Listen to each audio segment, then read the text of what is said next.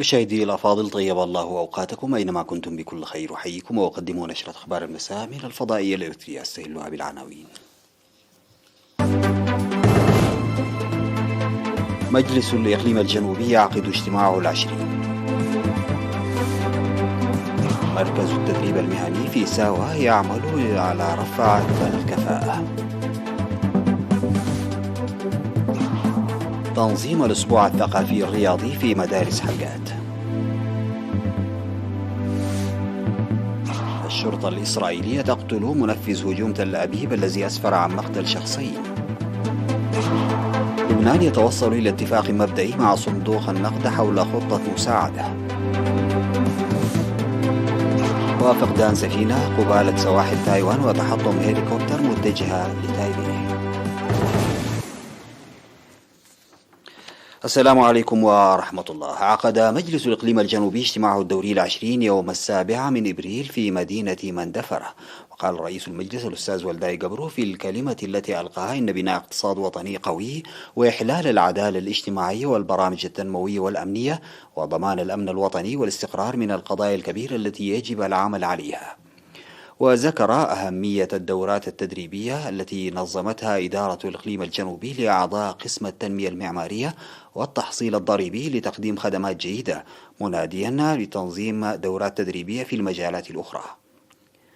من جانبه أوضح حاكم الإقليم الجنوبي السيد هبتاب تسفاسيون العمل باهتمام في مجالات الزراعة والبنى التحتية والتنمية المعمارية والخدمات الاجتماعية والمياه، مشيرا إلى وجود برنامج لعمل الإدارة بالتعاون مع المجلس لتنفيذ عمل إيجابي في مجال التعليم على وجه الخصوص. وبحث المجلس المواضيع المطروحة وأصدر قرارات لوضع حد لزواج القاصرات والحفاظ على الآثار والتنويع الزراعي ومشاركة واعية للمجتمع لمكافحة الجريمة وحفظ الأمن.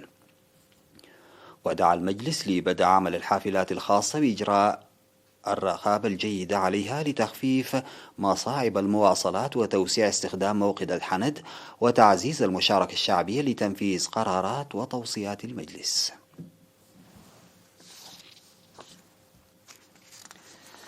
أعرب سكان ضاحية قمايت في مديرية كركبة عن ارتياحهم لخدمات مشروع المياه الذي أرسل في شهر يوليو 2020 بعد معاناة من الحصول على المياه سابقا. وأشار أعيان قرية شيخ عمر سليمان إن الحصول على المياه كان صعبا للطبيعة الصحراوية للمنطقة وتحديا للتجمع في موقع ملائم وتلقي الخدمات الاجتماعية، مشيرين إلى أن إرساء مشروع المياه ساعد على الاستقرار وتلقي خدمات التعليم والصحة. وأوضح مدير مديرية كركبة السيد عبد الكريم إدريس إن ضاحية أقمايت بعيدة جدا عن مركز المديرية، وإن مشروع المياه يساعد على تجميع القرى المتناثرة في الأحياء. وتبعد أقمايت حوالي 135 كيلومترا إلى الشمال الغربي من مركز المديرية.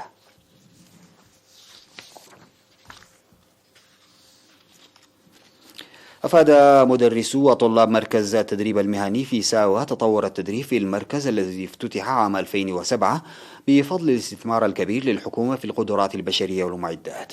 وقال الأستاذ في مدرسة تقانة البناء 02 لين يعقوب إن المدرسة تقدم الدراسة في 5 مجالات، وهي الحدادة والنجارة والمجاري والأعمال العامة للخشب والخراطة.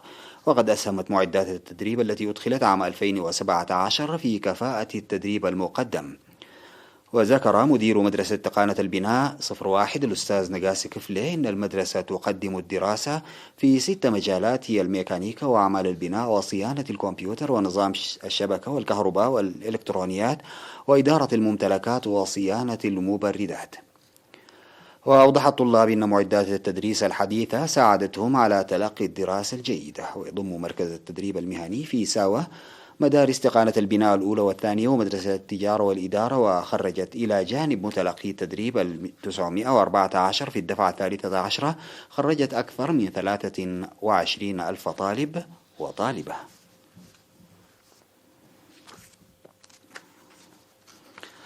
نظم في من 31 من مارس وحتى 2 من إبريل الأسبوع الثقافي الرياضي في مدارس مديرية حقات، واشتمل الأسبوع على مناشط ثقافية ورياضية ومسابقة معلومات عامة وفعاليات فنية بمشاركة 720 طالبا من رياض الأطفال وحتى المرحلة المتوسطة. وقال المدير التنفيذي لمديرية حقات السيد تخلا هيمانوت موسائيل إن الأسبوع الثقافي الرياضي يساعد على تنشئة الطلاب بالثقافة والقيم المجتمعية، وستسهم إدارة المديرية لتنظيم أكثر فاعلية مستقبلا. وأوضح مسؤول التعليم في إقليم عنسبة الأستاذ كفلاي عند ميكائيل أن أسبوع المدارس له دور كبير في تطور الطلاب، وقدمت في ختام الأسبوع الجوائز للمدارس الفائزة بالكؤوس واللوازم الرياضية وأدوات التعليم وجائزة نقدية. أوضح الاتحاد الوطني للشباب والطلبة في مديرية قلوج تواصل الجهود لتقوية تأطير الشباب والدفع بالبرامج الموضوعة. وأفاد مسؤول الاتحاد في المديرية الشاب مرهاوي براخي أن برامج التأطير والتنظيم كانت جيدة لتقديم دورات تدريبية مهنية للشباب حسب هواياتهم ومجالات عملهم والمشاركة في برامج التنمية. وأشار إلى توسيع التنظيم الذي كان مقتصرا على قلوج وأم حجر إلى الضواحي الأخرى، موضحا تدريب 80 شابا العام الماضي. من جانبه أوضح مسؤول الشؤون السياسية والتنظيمية في فرع الاتحاد الوطني للشباب والطلبة في إقليم القاشبرك الشاب ماريكوس قرماسين إن البرامج الموجهة للشباب بالنزول إلى الضواحي عامة وأنشطة التنظيم خاصة هي أساس البرامج التنموية والسياسية الكبيرة المنفذة على مستوى الإقليم. وقال مدير مديرية قلوج السيد دسه زر ميكائيل إن إدارة المديرية وإدراكا لأهمية دور ومساهمة الشباب في البرامج التنموية والأمنية تضع في الأولويات البرامج الموجهة في الشباب.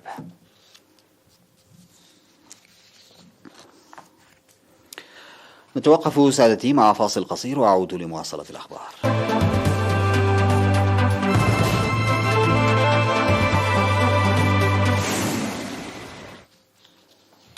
بعد مطاردة محمومة استمرت لعدة ساعات، أعلنت أجهزة الأمن الإسرائيلية أنها قتلت منفذ الهجوم الذي وقع في وسط مدينة تل أبيب وأسفر عن مقتل شخصين في إحدى الحانات. وقال مسؤولون في أجهزة الأمن إنه تم تحديد مكان الشخص الذي نفذ الهجوم المسلح في تل أبيب وتحييده، موضحين أن الرجل وهو فلسطيني من الضفة الغربية قتل بالقرب من مسجد في حي يافا. وأفادت خدمة الإسعاف الإسرائيلية أنها تلقت تقارير عن إطلاق النار في عدة أماكن مختلفة وأنها تعالج عددا من الأشخاص. وقالت وسائل إعلام إسرائيلية إن 6 أشخاص على الأقل أصيبوا، بينهم 3 في حالة حرجة. وكان الجيش الإسرائيلي شن الأسبوع الماضي سلسلة من عمليات الدهم في المنطقة التي يتحدر منها أيضا منفذ الهجوم الذي أودى بحياة 5 أشخاص، بينهم أوكرانيان وشرطي من عرب إسرائيل في حي بني براك في إحدى ضواحي تل أبيب. يذكر أن هذا الهجوم هو الثاني خلال 9 أيام في منطقة تل أبيب والرابع خلال أقل من 3 أسابيع في إسرائيل.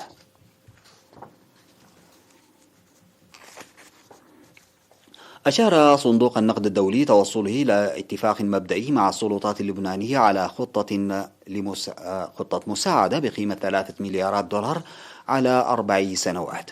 وأفاد راميريز ريغو الذي ترأس وفد صندوق النقد الدولي إلى لبنان في بيان أنه في حال تمت الموافقة على الخطة من قبل إدارة الصندوق ومجلس إدارته، ستندرج المساعدة المرسلة إلى لبنان في إطار دعم خطة السلطات الإصلاحية لإعادة النمو والاستقرار المالي.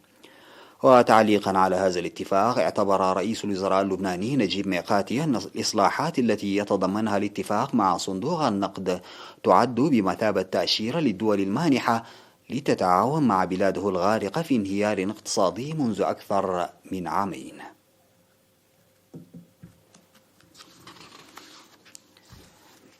قالت وزارة الخارجية الكورية الجنوبية إن سفينة تقل 6 كوريين جنوبيين فقدت قبالة سواحل تايوان، وإن عملية بحث وإنقاذ جارية.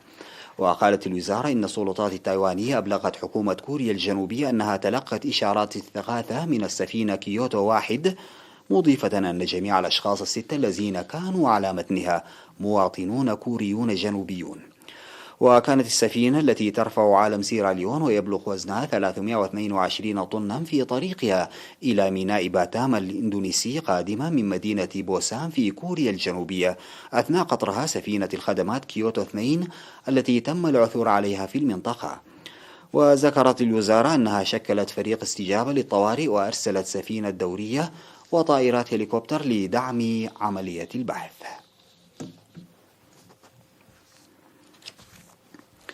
قالت السلطات المحلية إن الفيضانات الناجمة على الأمطار الغزيرة في مقاطعة أنتيوكيا بكولومبيا أدت إلى مقتل 10 على الأقل، مضيفة أن 17 آخرين إما في عداد المفقودين أو المصابين. وأفادت إدارة الكوارث الإقليمية بأن الفيضانات غمرت الأمطار في منطقة بلدية أبرياكي بأنتيوكيا، إضافة إلى جزء من منطقة التعدين. وأوضح البيان أنه بالإضافة إلى الوفيات فإن هناك 7 أشخاص ما زالوا مفقودين و10 مصابين.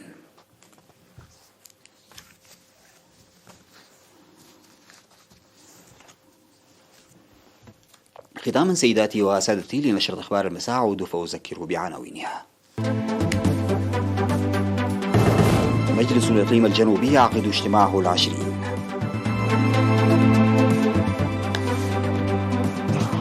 مركز التدريب المهني في ساوى يعمل على رفع الكفاءة.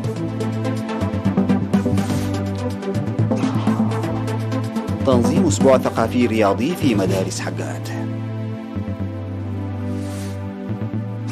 الشرطة الإسرائيلية تقتل منفذ هجوم تل أبيب الذي أسفر عن مقتل شخصين. لبنان يتوصل لاتفاق مبدئي مع صندوق النقد حول خطة مساعدة. وفقدان سفينة قبالة سواحل تايوان وتحطم هليكوبتر متجهة لتايبي. انتهت نشرة أخبار المساء، قدمتها لحضراتكم من الفضائية الإريترية. شكرا لمتابعتكم، والسلام عليكم ورحمة الله تعالى وبركاته.